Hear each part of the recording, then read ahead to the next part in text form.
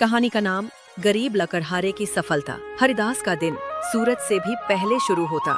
सुबह 4 बजे उठकर वो एक लोटा पानी पीता, कुल्हाड़ी उठाता और जंगल की ओर निकल पड़ता। उसका बेटा मुकेश अभी 10 साल का था और उसकी पत्नी गौरी बेहद सीधी सादी, समझदार और त्यागी महिला थी। हरिदास सूखी लकड़ियां इकट्ठा करता, गांव में बेचता और जो कुछ मिलता उसी से उनका पेट पलता। गांव में बहुत से लकड़हारे थे, लेकिन हरिदास उनमें अलग था। बाकी लोग हरे भरे पेड़ों को काटते थे, जिससे ज्यादा लकड़ी मिलती, जल्दी पैसे आते। लेकिन हरिदास सिर्फ सूखी लकड़ी चुनता। उसका मानना था, हरे पेड़ काटना प्रकृति से धोखा है।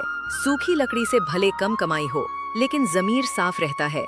इस ईमानदारी पर गांव के कई लोग उसका मजाक उड़ाते। अबे हरिदास, जंगल भगवान थोड़ी है, इस आदर्शवाद में भूख मिटती है क्या? तेरा लड़का भूखा रहेगा तब समझ आएगा। लेकिन हरिदास बस मुस्कुराता। जब भी कोई उसे बहकाने की कोशिश करता, वो एक बात जरूर कहता, हम गरीब हैं, लेकिन बेईमान नहीं है। मेरी कुल्हाड़ी पे न खून है न लालच। गौरी कभी कभी परेशान हो जाती थी। मुकेश की फीस, दाल चावल की कमी और बीमार माँ की दवाइयाँ, सब कुछ हरिदास की कमाई से पूरा नहीं हो पाता। एक रात गौरी ने कहा, सुनिए, क्या आपको वाकई नहीं लगता कि कुछ बदलाव जरूरी है? लोग ज्यादा कमा रहे हैं। मुकेश की स्कूल से नोटिस आया है। हरिदास ने उसका हाथ पकड़ा और बड़े विश्वास से बोला, गौरी, मैं सब समझता हूँ, लेकिन बच्चों को सिर्फ पेट नहीं, संस्कार भी चाहिए। हम अगर आज ईमानदारी छोड़ देंगे तो कल मुकेश को क्या सिखाएंगे? उसकी बातों में दृढ़ता थी, सच्चाई थी और वो एक मिसाल बन रहा था। चुपचाप, भाग दो, संदूक की खोज। आज गांव में सूखे की मार और जंगल में सूखी लकड़ियों की कमी ने हरिदास को पहले से ज्यादा बेचैन कर दिया था। हर दिन वो और गहराई तक जंगल में जाता, लेकिन हर दिन निराश होकर लौटता। अब उसे वो हिस्से भी छानने पड़े जहां वो पहले कभी नहीं गया था।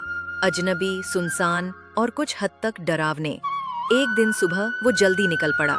सूरज की हल्की रोशनी भी नहीं फूटी थी। हाथ में लैंप, पीठ पर झोला और कंधे पर कुल्हाड़ी। चलने की गति तेज थी, अंदर से बेचैनी थी।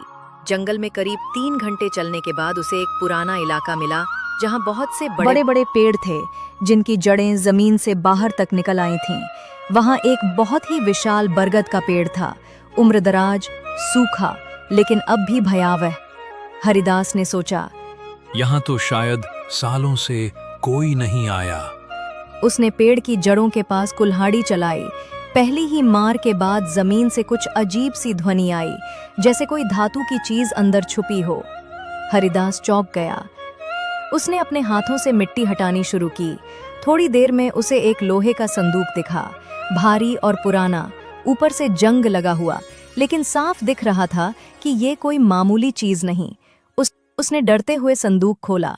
अंदर अंदर चमक रहा था सोने चांदी के सिक्के, एक पुराना हीरे जवाहरात वाला हार और कुछ दस्तावेज। उसकी आंखें फटी की फटी रह गईं। उसका दिल जोर जोर से धड़कने लगा। जीवन में पहली बार इतने धन को एक साथ देखा था। कुछ देर तक वो वहीं बैठा रहा, पसीने में तरबतर। एक तरफ उसकी गरीबी, बेटे की स्कूल फीस, गौरी की आंखों में चिंता की लकीरें, बीमार माँ की दवाइयाँ, सब कुछ इस संदूक से खत्म हो सकता था। दूसरी तरफ ईमानदारी। क्या ये उसका था? क्या ये खुदा की परीक्षा थी या इनाम? मन 2 हिस्सों में बंट गया था। उसने खुद से कहा, अगर ये सच में मेरा होता तो मेरी कुल्हाड़ी की पहली मार में नहीं, मेरी मेहनत के पहले दिन में मिलता। ये मेरा नहीं है, ये किसी और की अमानत है। हरिदास ने संदूक को कपड़े में लपेटा, उसे पीठ पर बांधा और वापस चल पड़ा, सीधे गांव के चौधरी के पास। गांव वालों ने जब देखा कि हरिदास इतना भारी संदूक लिए चला आ रहा है, तो सब पीछे पीछे हो लिए। चौपाल पर पहुंचकर उसने सारी बात बताई। गांव में खलबली मच गई। चौधरी ने ऐलान किया, अगर ये खजाना किसी का है तो वो अगले 3 दिनों में आए और प्रमाण दे। हरिदास ने अब अपने भीतर शांति महसूस की। उसने एक सही फैसला लिया था। भाग 3। गांव के चौपाल में संदूक की चर्चा पूरे हरिपुर में फैल चुकी थी। लोग तरह तरह की बातें कर रहे थे।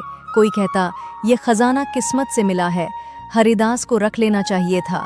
तो कोई बोलता, भाई ऐसा ईमान अब कहाँ मिलता है। तीसरे दिन जब हरिदास और चौधरी गांव वालों के साथ चौपाल पर बैठे थे, एक बूढ़ा आदमी लाठी के सहारे आया। कपड़े फटे पुराने, आंखों में आंसू, लेकिन चाल में आत्मविश्वास। वो चौधरी के सामने जाकर बैठा और बोला, फिर मेरा नाम रामदीन है। मैं कभी इसी गांव का जमींदार था। सालों पहले जब डाकुओं का आतंक फैला था, तब मैंने अपना सारा धन एक लोहे के संदूक में भरकर जंगल में छुपा दिया था। लेकिन कुछ ही दिन बाद मुझे गांव छोड़ना पड़ा और वो संदूक वहीं रह गया। चौधरी ने पूछा, क्या तुम साबित कर सकते हो कि ये संदूक तुम्हारा ही है? रामदीन ने कांपते हाथों से जेब से एक छोटा सा चिट्ठा निकाला, पुराना, पीला पड़ा हुआ। उस पर संदूक में रखे सामान की सूची थी। कितने सोने के सिक्के, एक लाल नीलम वाला हार और परिवार की जायदाद के दस्तावेज। वो सब कुछ वही था जो संदूक में मौजूद था। सबके सामने चौधरी ने घोषणा की, ये संदूक रामदीन का है। हरिदास ने अपनी ईमानदारी का परिचय दिया है। सारे गांव ने तालियां बजाईं, लेकिन हरिदास बस शांत खड़ा था, जैसे कुछ हुआ ही न हो। रामदीन की आंखें भर आईं। वो हरिदास के पास गया और उसके पैरों में गिर पड़ा। बेटा, तूने आज मुझे मेरे जीवन की सबसे बड़ी पूंजी लौटा दी, भरोसा। ऐसे समय में जब लोग अपनों को लूटते हैं, तूने अजनबी की अमानत लौटा दी। हरिदास ने तुरंत उसे उठाया और कहा, बाबा, ये सब आपका ही था। मैंने सिर्फ अपना फर्ज निभाया। रामदीन ने सबके सामने ऐलान किया, मैं अब बूढ़ा हो चला हूँ, न मेरी कोई संतान है न सहारा। ये जो जमीन जायदाद बचे हैं, मैं इसे उस इंसान को देना चाहता हूँ जो इसके लायक है, हरिदास। हरिदास चौंक गया। चौधरी ने उसे समझाया, ये इनाम नहीं, तेरी सच्चाई का फल है। अब ये बाग, ये जमीन और ये आम के पेड़ तेरे हुए। हरिदास ने अब अपनी आन चाहे। गांव वालों ने पहली बार देखा कि एक ईमानदार आदमी को सच में उसका इनाम मिला। लेकिन हरिदास अब भी पहले जैसा ही था, विनम्र, सीधा और उतना ही मेहनती। भाग 4, रामदीन के द्वारा दी गई जमीन, आम का बाग और कुछ खेत अब हरिदास के नाम हो चुके थे। पहली बार हरिदास के जीवन में सुकून और सुरक्षा आई थी। गांव वालों ने उसे अब एक सम्मान के साथ देखना शुरू किया। हरिदास भैया, हरिदास काका, हरिदास जी। लेकिन हरिदास नहीं बदला। सुबह अब भी जल्दी उठता, पहले मंदिर जाता, फिर खेत की मेड़ पर बैठकर बाग में काम करने वालों को निर्देश देता और दोपहर को खुद गड्ढे खुदवाकर बाग में पानी भरवाता। आम के पेड़ों की देखभाल वह बिल्कुल बच्चों की तरह करता। गौरी अब मुस्कुराने लगी थी। मुकेश की स्कूल फीस भर दी गई थी। उसे नए कपड़े और किताबें मिल गई थीं। गांव के स्कूल मास्टर ने कहा, मुकेश पढ़ाई में बहुत तेज है, थोड़ा सहयोग मिले तो बड़ा आदमी बन सकता है। हरिदास ने उसी दिन मुकेश को पास वाले कस्बे के अच्छे स्कूल में दाखिल करवा दिया। वह चाहता था कि उसका बेटा सिर्फ मेहनत नहीं, ज्ञान से भी जीवन बनाए। धीरे धीरे हरिदास की आम की फसल ने अच्छा उत्पादन देना शुरू किया। एक दिन शहर से एक व्यापारी आया जो आमों की खरीदी के लिए आया था। उसने बाग देखा, फल चखे और कहा, हरिदास जी, मैं आपके सारे आम एक साथ खरीदना चाहता हूँ, 2 गुने दाम पर।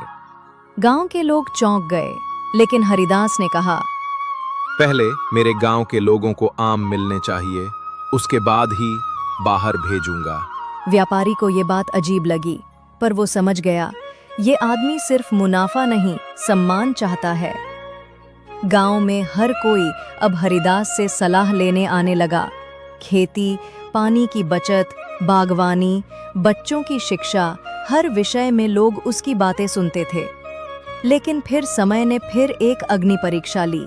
एक दिन गांव में एक नया आदमी आया, सेठ बंसी लाल, जो शहर में एक बड़ी मिठाई की फैक्ट्री चलाता था। उसने गांव में फैक्ट्री लगाने का प्रस्ताव दिया और वो जमीन जहां हरिदास का आम का बाग था, उस जगह को सबसे उपयुक्त बताया गया। सेठ ने हरिदास से मिलने आकर कहा, हरिदास जी, मैं आपको 5 लाख दूंगा इस जमीन के बदले। गांव के बहुत से लोग आपके आम खरीदते नहीं, लेकिन फैक्ट्री लगेगी तो सबको रोजगार मिलेगा। गांव के कुछ लोग सेठ के समर्थन में आ गए। उन्होंने कहा, हरिदास भैया, ये समय की मांग है, अब फैक्ट्री आनी चाहिए, गांव तरक्की करेगा। हरिदास सोच में पड़ गया। सेठ बंसीलाल का प्रस्ताव सुनने के बाद हरिदास कई रातें सो नहीं पाया। एक तरफ था 5 लाख रुपए, जो न केवल उसके बेटे मुकेश का भविष्य बदल सकते थे, बल्कि पूरे परिवार को एक सुरक्षित जीवन दे सकते थे। दूसरी तरफ था वो बाग जिसमें उसकी आत्मा बसी थी। हर आम का पेड़ उसकी मेहनत का गवाह था। उसका बचपन, उसका संघर्ष, उसकी ईमानदारी, सब उस मिट्टी में घुला हुआ था।